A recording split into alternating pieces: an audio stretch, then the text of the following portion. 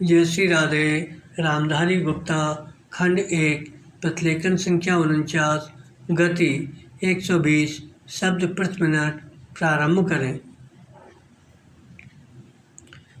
सभापति महोदय, जिस भावना से मैंने यह बिल पेश किया है, उसके महत्व को सरकारी और विरोधी पक्ष दोनों ने एक मत से अनुभव किया है कि देश में बेकारी की समस्या एक भयंकर रूप धारण कर रही है और इसके कारण हमारे देश का विकास, चाहे वह सामाजिक हो, आर्थिक हो या सांस्कृतिक हो, रुका हुआ है।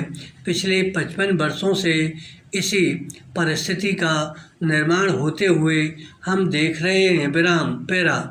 मंत्री महोदय ने यहाँ पर अभी कहा कि राष्ट्रपति इस काम को नहीं कर सकते क्योंकि यह उनके अधिकार के बाहर है।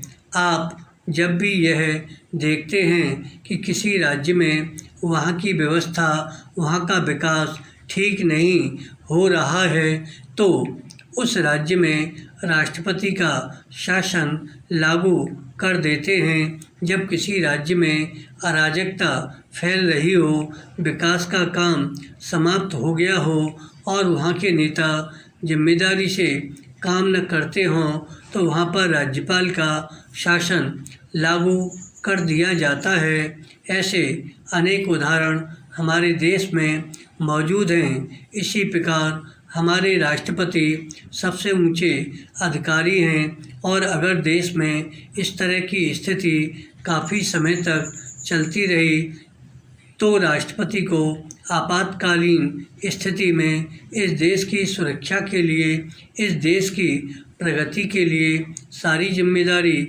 अपने हाथ में ले लेने का अधिकार है। विराम पैरा।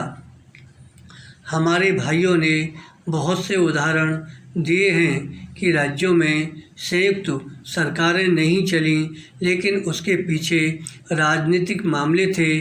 अगर कोई राजनीतिक पार्टी जिम्मेदारी से काम नहीं करती तो संविधान में यह स्पष्ट है कि उस राज्य की सारी जिम्मेदारी राष्ट्रपति की है। मैं आपको एक उदाहरण देना चाहता हूँ। संविधान में आदिवासी हरिजनों की उन्नति के लिए प्रण किया गया था कि 10 वर्ष में उनकी सामाजिक तथा आर्थिक स्थिति को सुधार देंगे, लेकिन यह सरकार उसमें भी असफल रही। इस समय को 4 बार 10-10 साल के लिए बढ़ाया जा चुका है, लेकिन फिर भी उनकी आर्थिक और सामाजिक उन्नति नहीं हो रही है। इसमें यह सरकार बिल्कुल असफल रही है।